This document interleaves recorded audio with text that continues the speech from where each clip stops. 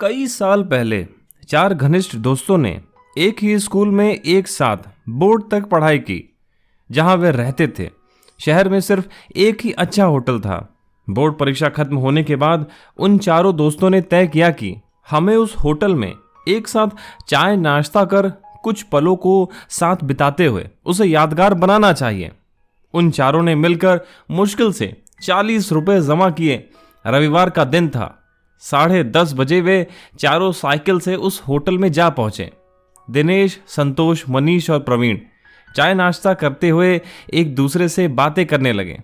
कुछ देर बाद उन चारों ने सर्वसम्मति से यह फैसला किया कि आज से ठीक 50 साल बाद हम 1 अप्रैल को इस होटल में फिर मिलेंगे। तब तक हम सबको बहुत मेहनत करनी चाहिए और यह देखना दिलचस्प होगा कि जीवन में किसकी कितनी प्रगति हुई। जो दोस्त उस दिन सबसे बाद में होटल में आएगा उसे ही होटल का बिल चुकाना होगा।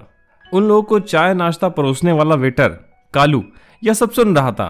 उसने कहा कि अगर मैं भी यहां रहा तो मैं भी इस होटल में आप सबका इंतजार करूंगा।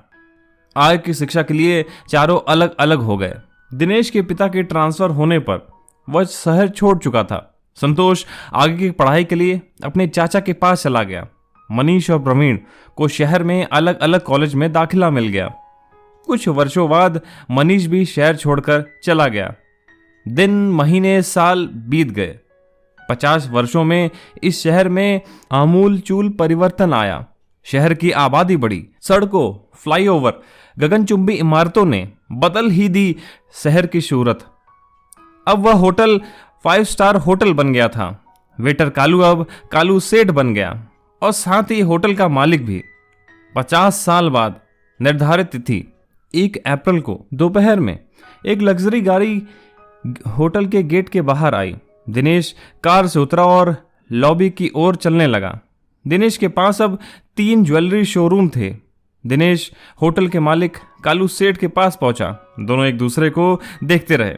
कालू सेठ ने कहा कि प्रवीण सर ने आपके लिए 1 महीने पहले ही एक टेबल बुक किया है। दिनेश मन ही मन सोच रहा था कि वह चारों में से पहला था, इसलिए उसे आज का बिल नहीं देना पड़ेगा। 1 घंटे में संतोष आ गया। संतोष शहर का बड़ा बिल्डर बन गया था। अब दोनों बातें करते हुए दूसरे मित्रों का इंतजार कर रहे थे। तीसरा मित्र मनीष आधे घंटे में आ गया। उससे बात करने पर दोनों को पता चला कि मनीष बड़ा बिजनेसमैन बन गया है। तीनों मित्रों की आंखें बार बार दरवाजे पर जा रही थीं। प्रवीण कब आएगा? इतनी देर में कालू सेठ ने कहा कि प्रवीण सर की ओर से एक संदेश आया है। तुम सब चाय नाश्ता शुरू करो, मैं आ रहा हूं। तीनों 50 साल बाद एक दूसरे से मिलकर खुश थे। घंटों तक हंसी मजाक चलता रहा, लेकिन प्रवीण नहीं आया। कालू सेठ ने कहा कि फिर से प्रवीण सर का मैसेज आया है।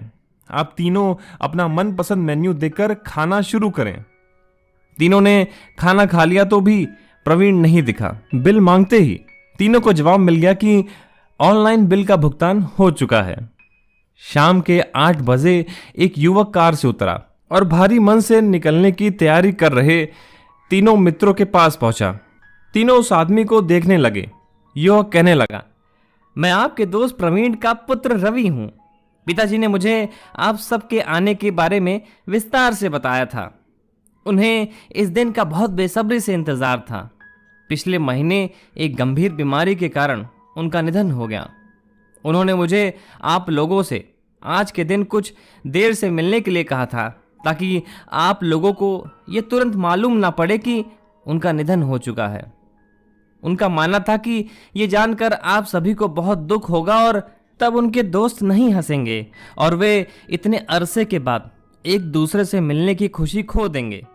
इसलिए उन्होंने मुझे देर से आने की सख्त हिदायत दी थी। उन्होंने मुझे उनकी ओर से आप सबों के पैर छूकर गले लगाने के लिए भी कहा था। ये कहते हुए रवि ने अपने दोनों हाथ फैला दिए। आसपास के लोग उत्सुकता से इस दृश्य को देख रहे थे। उन्हें लगा कि उन्होंने इस युवक को कहीं देखा है। रवि ने फिर कहा कि मेरे पिता एक आदर्श शिक्षक बने और मुझे पढ़ाकर कलेक्टर बनाया। आज मैं इस शहर का कलेक्टर हूं। सब चकित थे। कालू सेठ ने कहा कि अब 50 साल बाद नहीं बल्कि हर 50 दिन में हम अपने होटल में बार बार मिलेंगे और हर बार मेरी तरफ से एक भव्य पार्टी होगी। सभी ने एक दूसरे को गले से लगा लिया। अपने सगे संबंधियों और दोस्तों से मिलते रहें।